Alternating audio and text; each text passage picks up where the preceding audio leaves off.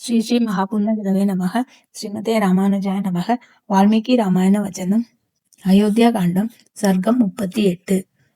சீதை மரவுரி அணிவதை தசரதன் மறுத்தலும், ராமன் கௌசல்யைக்கு தேர்தல் செய்யுமாறு தந்தையை வேண்டுதலும்.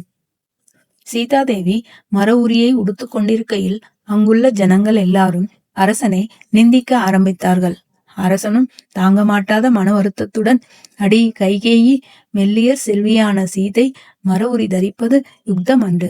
சீதையும் இன்னனம் மரவுரி உடுத்துக்கொண்டு காடு செல்ல வேண்டுமென்று நான் உனக்கு பிரதிஜை செய்யவில்லையே. ஆகையால் அவள் மரவுரி உடுப்பதை நீ என்னிடம் கண்டு கொண்டு பார்க்கிறாய். நீ எப்படிப்பட்ட கல் நெஞ்சம் படைத்தவளோ. தர்மம் தவறி சீதையை இப்பாடுபடுத்தி நரகம் புக விரும்புகின்றனையே என்று கூறி புத்திரனை பிரிய போகிறோமே என்கிற வருத்தத்தினால் அழுது கொண்டு தரையில் வீழ்ந்தனன்.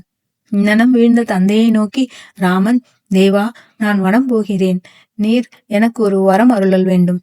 முதிய வயது வாய்ந்த எனது அன்னை கௌசல்யை என் பிரிவாற்றாமல் மிகவும் மனம் நொந்து ஒரு காலவசம் அடையும் கூடும் என்று எண்ணுகிறேன். அண்ணனும் நேராவண்ணம் நீர் அவளை தேற்றி மிகுந்த ஆதரவுடன் பாதுகாத்து அருள வேண்டும். இப்படி செய்தால் அவள் உம்மை பற்றியாவது பிழைத்திருப்பாள் என்று வேண்டிக் கொண்டனன். ஸ்ரீ ஸ்ரீ மகாபுண்ணியவே நமக. ஸ்ரீமதே ராமானுஜாய நமக. வால்மீகி ராமாயண வச்சனம். அயோத்தியா காண்டம். சர்க்கம் 39. ராமன் காடு செல்ல ரதம் கொண்டு வரும்படி தசரதன் சுமந்திரனுக்கு நியமித்தலும், கௌசல்யை சீதைக்கு நீதிகள் கூறுதலும், ராமன் தாய்மார்களுக்கு நல்வார்த்தை சொல்லுதலும். ராமன் முனிவேடம் பூண்டதை கண்ட மன்னவன் மனம் தாழாமல் மூர்ச்சித்தனன். இக்கொடிய நிலைமையிலும் அந்தோ எனக்கு மரணம் நேரவில்லையே என்றும், இப்பிறப்பிலும் முற்பிறப்பிலும் என்ன பாவங்கள் நான் பண்ணினேனோ என்றும் பலவாறு கூறி புலம்பினன். பிறகு அவன் இட்ட கட்டளைப்படி சுமந்திரன் ஒரு ரதத்தை கொண்டு வந்து நிறுத்தினான். சீதையும் அரசனுடைய விருப்பத்திற்கு இணங்க நல்ல ஆடை ஆபரணங்களுடன் விளங்கினாள். அப்பொழுது மாமியாராகிய கௌசல்யை சீதையை கட்டி அணைத்து அவள் தன் கணவனான ராமனிடம் இன்ன விதமாக ஒழுக வேண்டும் என்பதை பற்றி பலவிதமான நீதிமொழிகளை உபதேசித்தாள்.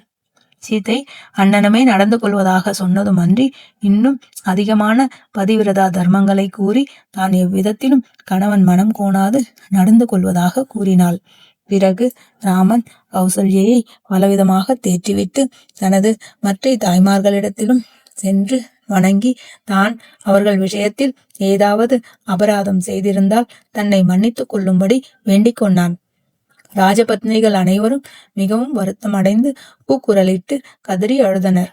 முன்பெல்லாம் வாத்திய கோஷங்கள் நிரம்ப பெற்றிருந்த அந்த அரண்மனையானது ஜனங்கள் மிக வருத்தத்தில் ஆழ்ந்து ராம குணங்களை புகழ்ந்தும் கைகேயியை இகழ்ந்தும் சொல்லி கூக்குரலிட்டு கதரும் சப்தத்தினால் எங்கும் நிரம்பியிருந்தது. ராமன் கதை கேளுங்கள், ஸ்ரீ ரகுராமன் கதை கேளுங்கள், ராமன் கதை கேளுங்கள். ராமாய ராமபத்ராய ராமச்சந்திராய நமஹ. ఈ జగమంతా రామమయం. రామ రామ రామ రామ రామ